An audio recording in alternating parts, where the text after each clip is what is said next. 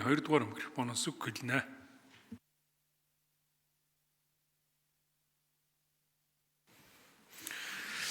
За баярлалаа.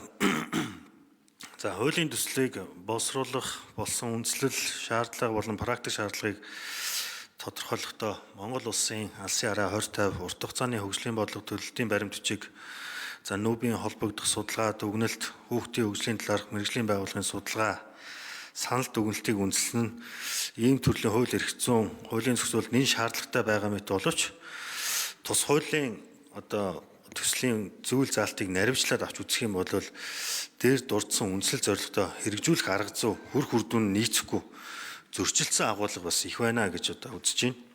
За өөрөөр хэлбэл Монгол улсын боловсролын хөтөлбөрт тусгагдсан зорилтыг давхардуулан зохицуулахаар боловсролын байгууллагын хүний нөөц дэд бүтцийг дайчлан ашиглах гэсэн зохицуултууд нь өнөөгийн хэрэгжиж байгаа боловсролын хөтөлбөрийг хэрэгжилтийг сулруулах, ойлгомжгүй байдал үүсгэх, нэгдсэн удирдлага болон бодлого алдагдах үр дагавартай байна гэж үзэж байна.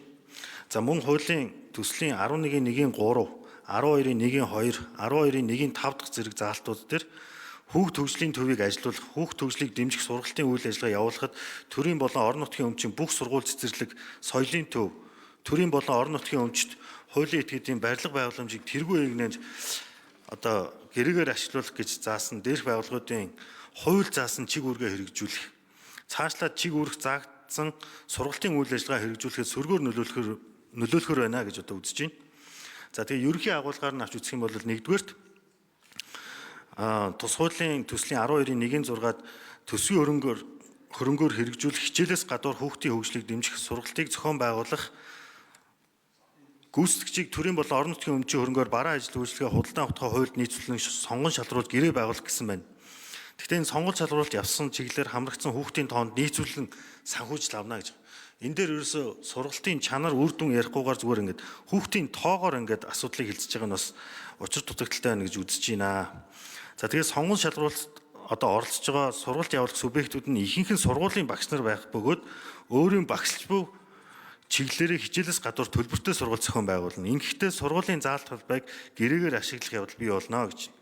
Тэгээ нэгэн заалт талбай хөрөлцөө хангалттай биш байгаа өнөө үед бол давхар төлбөртэй сургалт хичээллэхэд сургууль цэцэрлэгийн заалт талбайг ашиглах нь бас хүндрэл үүснэ гэж үзэж байна. За хоёрдугаарт хуулийн төсөл тусгагдсан хүүхд хөгжлийн төв байгуулах асуудал нь дэмжих боломжтой агуулга байгаад байгаа юм. Тэгэд аймаг сум нийслэлд өргөхт хүүхд хөгжлийн төв байгуулахад улсын болон орон нутгийн төсвөөс шийдвэрлэх нь зүйтэй байгаа. Гэтэл хүүхд хөгжлийн төвийн үйл ажиллагааг төрийн болон орон нутгийн өмчт бүх байгууллагын заалт талбайг гэрээгээр ашиглах хэлбэрээр хэрэгжүүлэх нь талаар хуулийн төсөл тусгасан бодит зорилгоос холдож зөвхөн төлбөртэй сургалт явуулдаг сургалтын төвүүдийн үйл ажиллагааны хэлбэртэй болчихж байгаа.